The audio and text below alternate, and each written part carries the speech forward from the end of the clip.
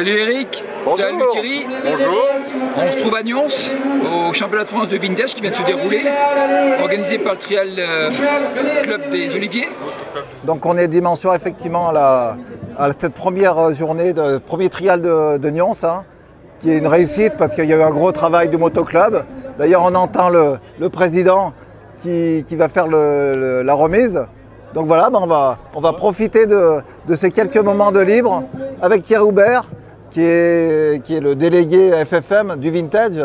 Donc vous voulez voir avec toi l'évolution du vintage, comment ça se passe. Déjà, comment ça se passe les deux premières épreuves? Alors l'évolution du vintage, elle s'est faite depuis déjà plusieurs années, puisque l'année dernière, c'était la première année où on était championnat de France.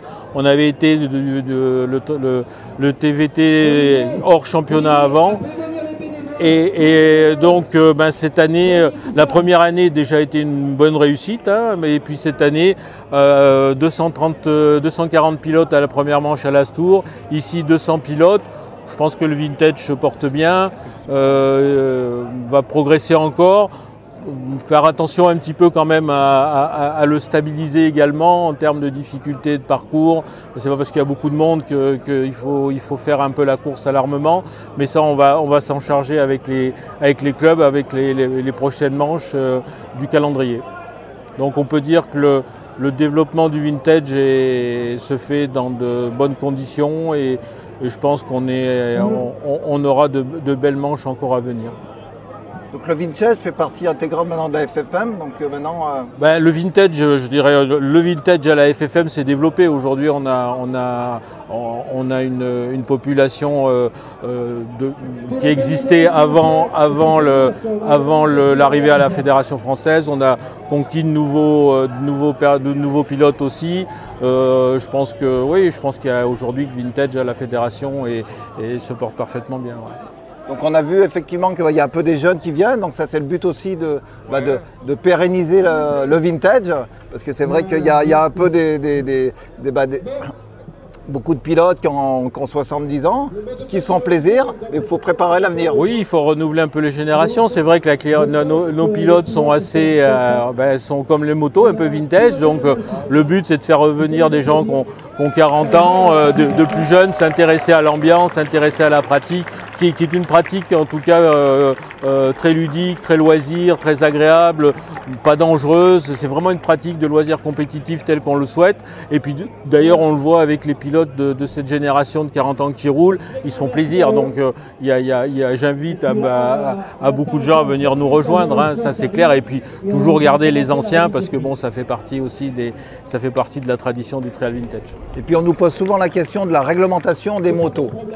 Donc si tu peux rappeler... Alors voilà. à ce jour, rien n'est figé, mais à ce jour, la réglementation, c'est considéré comme moto ancienne, une machine bi-amortisseur, refroidissement à air et frein à tambour, ça c'est clair. Si par hasard il y a des machines qui ne correspondent pas à ça, parce que de temps en temps il y en a certaines, elles sont hors classement, on ne va pas les empêcher de rouler, mais elles sont totalement hors classement. Après il y a des catégories suivant le niveau de difficulté et le type et l'âge de la moto. Voilà. Aujourd'hui on est sur cette config et on va y rester cette année. Après on verra comment évolue un petit peu la réglementation, ce que font nos amis européens, le souhait un peu. Mais à ce jour, aujourd'hui, on est dans ce schéma-là. Hein. On veut pas forcément, on reste moto ancienne et on veut y rester. Puis après, tu m'avais parlé par rapport aux instances fédérales et puis par rapport à ce qu'on connaît dans la vie de tous les jours. Bon, il y a par rapport à l'environnement. Donc tu me disais effectivement Aujourd'hui, un des grands chantiers du monde de la moto. Alors, malheureusement, nous en interne, on ne le voit pas comme ça, mais la réalité, elle est celle-ci, c'est que aujourd'hui, vraiment, notre bataille, c'est pas nous, c'est pas forcément développer, c'est démontrer que notre activité est éco-responsable, on s'intéresse à l'environnement, on a cette sensation. Donc là, il y a un travail à faire dans le monde du trail vintage avec la pratique du tapis environnemental. Parce qu'il faut se poser quand même qu'une association environnementale peut venir sur un parcoureur et faire une photo d'une belle tache d'huile et ça va à la préfecture. Et là, c'est d'une petite tache comme ça, ça fait un problème. Donc oui, essayer de se prendre conscience de ça avec la présence de tapis environnementaux. Limiter le bruit des machines aussi, hein. Certaines machines, c'est Un bruit, ça fait du bien, mais c'est limiter le bruit des machines. On peut faire véritablement, sans obérer la performance, on peut faire quelque chose là-dessus. C'est les deux gros points sur lesquels nous on doit travailler, c'est les nuisances sonores et les présences des tapis environnementaux. D'ailleurs, on va commencer un peu sur le tapis environnemental à y travailler. Le but est d'arriver au Ventoux avec 100% des pilotes avec un tapis environnemental sous la moto. Donc, ce qui est dommage, c'est que je sais qu'il y en a beaucoup dans le camion, ils ne sortent pas, donc c'est un peu dommage. Donc après, championnat de France qui est bien garni, hein. La prochaine épreuve c'est Rochepole. Rochepole le 11 et le 12, après on va à Frontenac le 10-11 juillet. Nouvelle date, bien évidemment. On va à La Châtre, le 10 et 11 septembre, et ensuite à Saint-Savournin début novembre. Donc est-ce que tu as beaucoup de demandes pour faire le vintage de l'année prochaine, par exemple? Je suis plein, le calendrier. Déjà il est presque, plein. Oui. Bah, c'est incroyable. Hein. Ouais, ce qui est bien l'année prochaine, on devra avoir une répartition géographique un peu plus équilibrée, avec des épreuves au nord. On devra avoir une épreuve en région parisienne, en Alsace, dans le Jura. On devrait avoir l'Astour, on devrait avoir une épreuve ici dans région Rhône-Alpes, pas très loin d'ici d'ailleurs.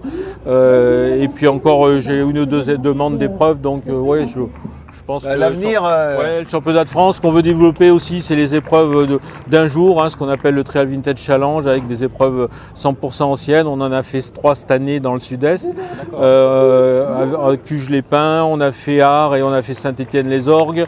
Je sais que l'année prochaine, on devra avoir plus d'épreuves. Ça se structure en région parisienne cette année, en fin d'année. Ça se structure dans le Grand Ouest, ce qui est bien parce qu'on n'en avait pas d'épreuves. Pour bien répartir dans toute la France. Il y a une activité avec Jeff Le Goff sur la partie de l'Ouest, avec Évreux, avec d'autres dates. Donc vraiment le trial à l'ancienne se répartit, se développe, s'organise. C'est le but aussi de structurer la pratique. Parce que là c'était un peu dans le sud, voilà. Voilà, c'est bien de structurer la pratique, aussi bien de championnat de France en répartissant que des épreuves d'une journée où là on a une participation entre 50 et 100 pilotes et il faut donner envie à ces régions qui n'ont pas forcément l'habitude d'avoir un gros passé trialistique et même d'offrir quelque chose en tout cas pour rouler à l'ancienne, et c'est le but, quoi. Et là on est en France et le vintage ça internationalise. Oui. Et le championnat du monde est bientôt.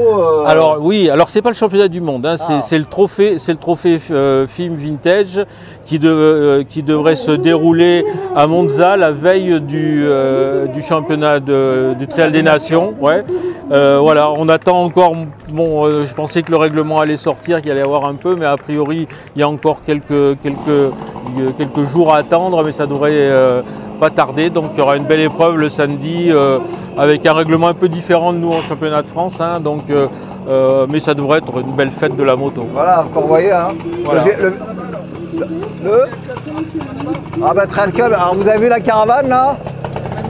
La caravane, on verra si elle est là, on verra. Ouais, on devra. Il faut y aller, c'est un endroit, c'est un endroit sympathique. Donc c'est à Monza en plus, circuit mythique. Et il y a une grosse histoire de trial à Monza. Oui, en fin de compte, tout autour de Monza, il y a un trial depuis 30 ans qui existe, qui est une très belle épreuve autour de Monza, donc les collines de Monza, donc ils savent ce que c'est le trial. Voilà, donc ça devrait être bien sympa. Impeccable, Thierry. Donc moi, venez dans les manches de trial vintage et puis c'est parfait. Faut venir essayer, Voilà. Et puis là, la remise des prix, voilà, on est en direct. Voilà. La remise des prix du trial de Nyons, ça c'est le par tourisme. Le motoclub. Ça c'est le tourisme. Ça c'est le tourisme. Puis en plus, il y avait une épreuve de tourisme. Donc voilà, on vous attend au vintage. Allez, bye. Au revoir. Merci. Merci.